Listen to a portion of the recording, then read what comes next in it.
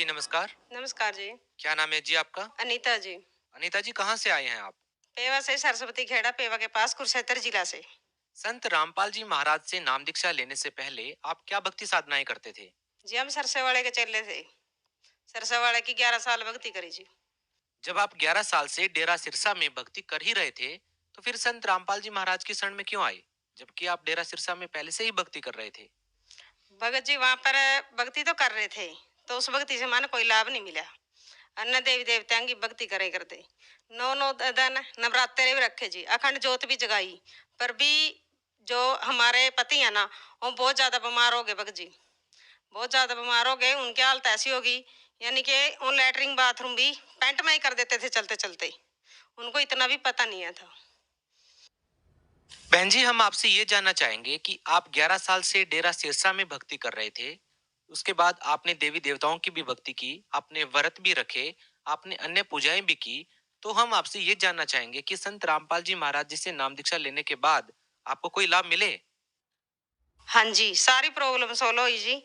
पहले हमारे पति जी ने हम आश्रम लेकर गए बरवाड़ा, वहां से नाम लिया हमने दोनों ने। तो उसके बाद जी फिर हमने भक्ति करी, गुरु जी से प्रार्थना लगाई। 4 दिन के बाद जी वो खड़ा हो गया। 4 दिन के बाद उठा तो आप नशे में चल गया। इतनी इतनी गोली जी नशे की एक साथ खाजे करता, पानी तक नहीं पीवे था। तो आज उन्हें सब नशे छोड़ दिए। तो फिर उसके बाद हमारे घर पे मकान बना रहे थे हम 2020 में। 2020 में मकान देने खातर मजदूर लगा रखा था मैंने। मजदूर लगा रखा था, उसका बेटा था 10-12 साल का। वो ना ऊपर चढ़ गया दीवार पे।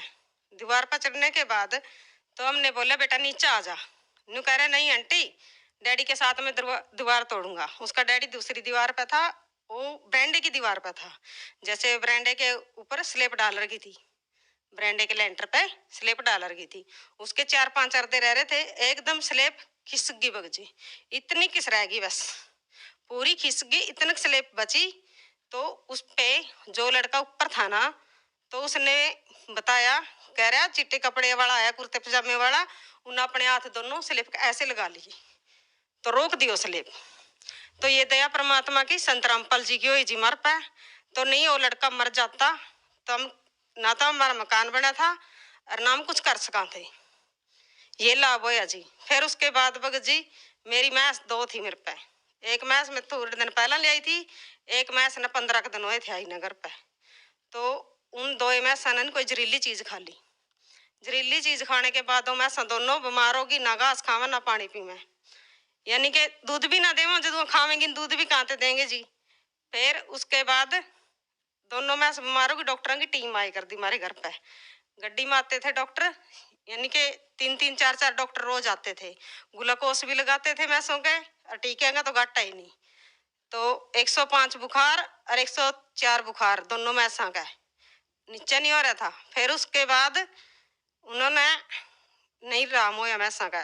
फिर मैंने गुरु जी से प्रार्थना लगाई, भगत जी से फोन कराया मैंने, वहां आओ आप नहीं मैसा को संभाल लो, देख लो एक बार। फिर उस पर फोन करने के बाद मैंने फिर परमात्मा तो प्रार्थना लगाई। मैं सबसे बड़ा डॉक्टर जब हमारे पास है, तो मैं उन्हें फोन करने और डॉक्टरों तभी के लाभ मिलेगा, दिखयाली डॉक्टरों पर बहुत है। तो पर बंदी छोड़ सतगुरु रामपाल जी से प्रार्थना लगाई जी। प्रार्थना लगाने के बाद तो मैं सना श्याम ने ही घास भी खाया जी, पानी भी पिया। पानी पिए पीछा घास खाए पीछा उन्होंने अगला दिन सवेरी दूध भी दिया। और मैं बिल्कुल ठीक हुई। एक ने 14 लीटर दूध दिया, एक ने 12 लीटर दूध दिया। ये मालिक की दया हुई हमारे पे। आप भगत समाज को क्या संदेश देना चाहते हैं? भगत समाज को मैं तो सो है सरसे वाले के पंथ में जुड़ रहे हैं नहीं मेरे बहन भाई। मैं तो सबका यही प्रार्थना करूंगा जोड़कर जी, वहां का रास्ता छोड़ो और ये संत रामपाल जी महाराज पृथ्वी पे पूर्ण संत आ रहे हैं, इनकी शरण में आओ।